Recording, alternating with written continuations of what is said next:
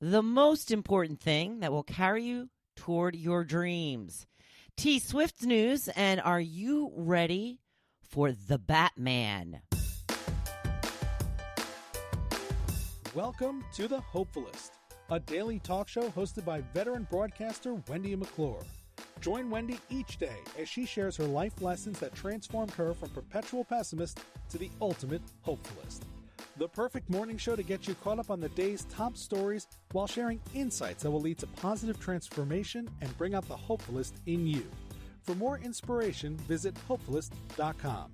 And now, here's your host and hopefulist, Wendy McClure. Hello there, and welcome to the Hopefulist. It is Monday, August 24th, 2020. Monday, my favorite day of the week after Friday, Saturday, and Sunday, of course. So it is Grateful Monday.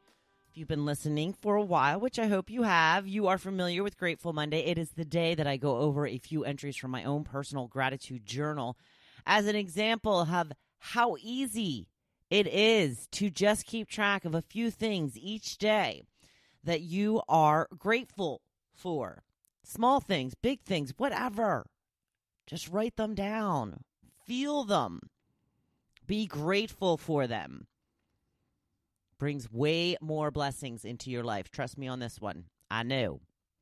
Some of the things I was grateful for this past week. I managed to go for 2 boat rides. I hadn't had a boat ride in weeks. Then all of a sudden, boom, 2 boat rides. My neighbor Mike took me out yesterday morning. We went all the way down to the South End Inlet between Holgate and Brigantine. And so we even took a little quick glimpse of the ocean, which I haven't seen on a boat in a long time. So that was kind of cool. Got a little rough. Got a little eaten up by the greenheads. Got a couple of welts as a result. I have a welt on my leg. That's insane. Just trying to bite. Tiny little fly. And now the welt on my leg is about, 100 times the size of that fly. It's craziness. But well worth it. Well worth it. We had some amazing weather this past week, last week. So I was making sure to note how grateful I was for that because, of course, it's something we have absolutely no control over. So when it's good, be appreciative. Finally went on my first bike ride of the season. You know, I had sprained my ankle earlier in the summer, and it kind of left me sidelined. Oddly, it's hurting again today. I'm not really sure why. I was going to go do my full body workout today after the podcast. Now I'm thinking that won't be a great idea because there's a lot of jumping involved and squats and lunges, and I'm feeling like the ankle's probably not up to it. So I will pivot to my arm workout for today and see how I feel come Wednesday, the next day that I am committed to doing my workout. I've been eating good and feeling good.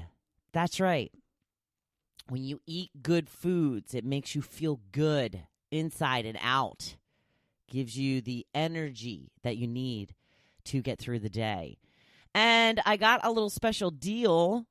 Not sure why, but I took advantage of it. I've been reading this Kingsbridge series. I was talking about it last week. I read the second book.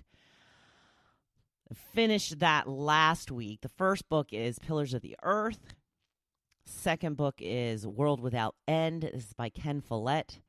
I'm not sure if I'm saying his last name properly, but since I purchased the first one because it was on sale, after I had read it, of course, but it was only like $1.99, so I'm like, all right, I'll get it for $1.99.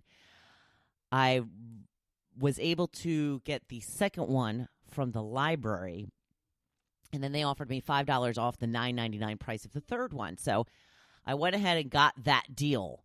So I got that book for half off. I'm going to take a little break before I dive into the next one because that one has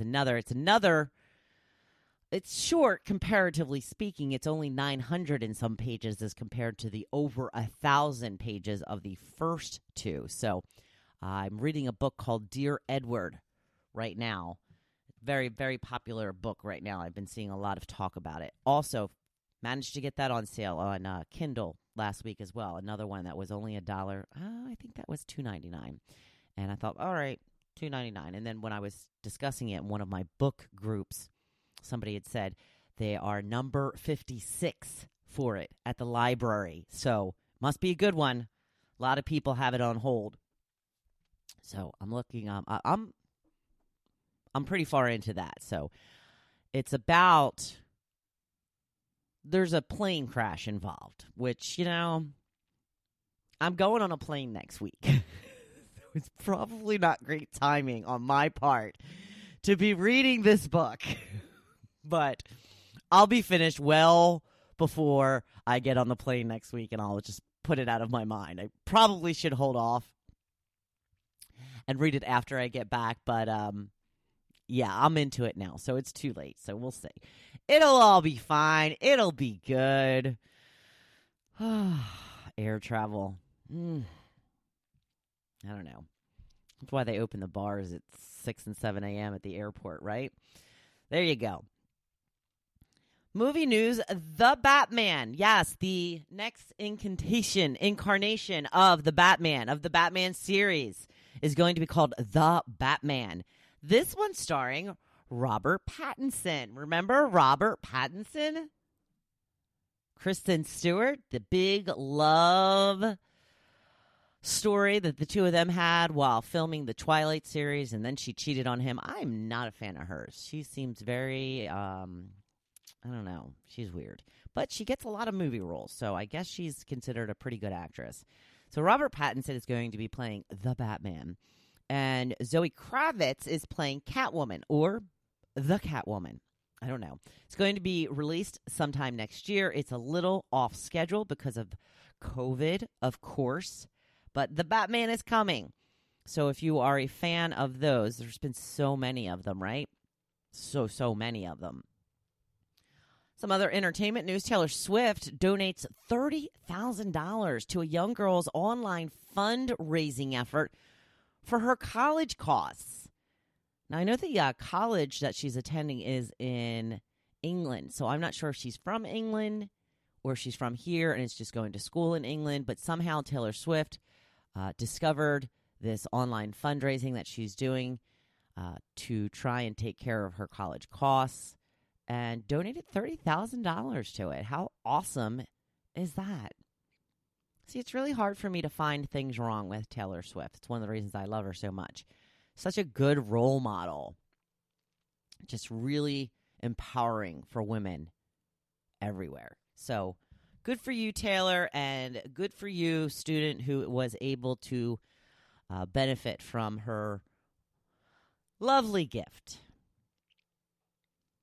Today I wanted to talk about your latest accomplishments. That's right. I think this is something we're going to do a little more often because we love to cheer each other on, right? So I wanted to hear from you. What is your last major accomplishment? Because it's time to pump ourselves up, give ourselves a pat on the back. And my major accomplishment, the last one I had, aside from getting 2 boat rides this weekend, because that is an accomplishment, I'm still kind of, when it comes to major accomplishments, I'm still counting my first public speaking event that took place last month. I am still on that high, yes. Still very excited that went as well as it did. Corinne says, I did 2 loads of laundry, paid some bills, changed the AC filter in the attic, and read my book in the swim spa. Yeah, there you go. That is a full day. Marianne says, I packed up and cleaned my beach house, going to settlement next Monday. We had 15 years of great memories in Sea City, but it's time to move on. It's bittersweet. Oh, it's so sad. I had so many great times in that little house. That is Joe's aunt. And very sad to see them move on from it. But she seems good with it, which she's the one that needs to be good with it. Nancy says, I rode my bike to the end of the coves and back. Good for you, Nancy. Denise says, I got rid of the abuser in my house, finally, a major accomplishment in itself. But for years, I was paralyzed to do anything around the house. This morning, I spent 3 hours cleaning my garage. There you go. Brand new life, Denise. Get on it. Michelle says, I ran a half marathon this morning. Overachiever. No, that's great. let's just do a half marathon this morning. Let's just run 13 miles. It'll be fun. 13.1. Don't want to leave off that 0.1. Joe says, I cut the grass and cleaned out the garage. A lot of cleaning out the garage this weekend, huh? We don't have a garage, so we don't have to clean it out. However, you do not want to go into my shed. In fact, you probably cannot go into my shed. That's how stuffed it is. Lori says, surviving 4 days with a 2- and 6-year-old. Oh, yeah, that sounds like a lot of work. And Jim says, I completed my continuing education for my work certification last week. It was due on August 31st, so actually I finished early so I could have a fun weekend free of it hanging over me. And I did. So good for you, Jim. There you go. When it comes to our topic, we are still continuing on our living with intention. And the one thing that will make your dreams come true is what we will be focusing on all this week. The most important factor to living with intention is intending to live the life you've always dreamed of is, are you ready for it? Drum roll, please. Determination. Yes, determination. You have to be determined to do all the things it will take to get you where you want to go, even when you don't want to do them. It's a word we all know, but don't hear that often. It's a great description word, though. I would love to be thought of as determined. It describes a person who is willing to do what it takes to get where they want. Don't you want to be known as that? Don't you want your kids to model that from you? Determination is probably the single most difference between people who succeed and those who don't. When the going gets tough, and it will get tough, you still do the work. You still believe. You still have faith. You are determined. You still keep your commitment to yourself and do the extraordinary things that others aren't willing to do. All this week, we will focus on ways to pump up your determination, how to tap into it and make it work for you. All the things that will keep you on track and make you soar towards your goals. This is the time to ask yourself some questions. What type of person do you want to be? How do you want to be known? What is a word you would love for people to describe you? What are words that will bring you to the goal you are looking to achieve? That brings me to your 3 words. Here's what I would like you to do.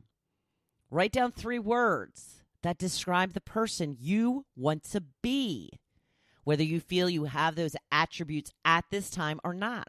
Write down these words where you can see them often. Put them on your screensaver or on a Post-it on your computer or tablet. Ask yourself throughout the day if you are behaving in a way those words describe. For example, my 3 words are inspiring, joyful, and courageous. It's how I want to live my life. It's those 3 words. These are the words I want people to know me for. Once you decide on your words, start behaving as if these are the descriptions. Like when I get scared to do something, I have to remember that I'm courageous. When I'm feeling down and feeling sorry for myself, I have to remember that I'm joyful. And when I don't feel like doing my blog or my podcast, I remember that I have to be inspiring. When you come upon times to make decisions, ask yourself, does this take me toward my goal of being inspiring, joyful, and courageous?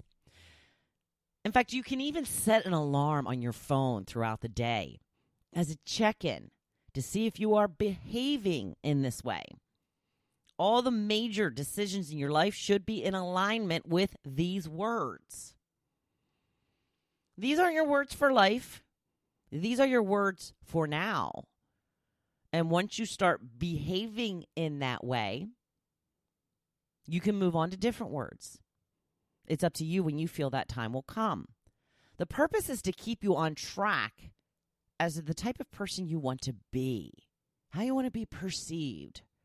Words that will take you toward your ultimate goals. So what are your 3 words?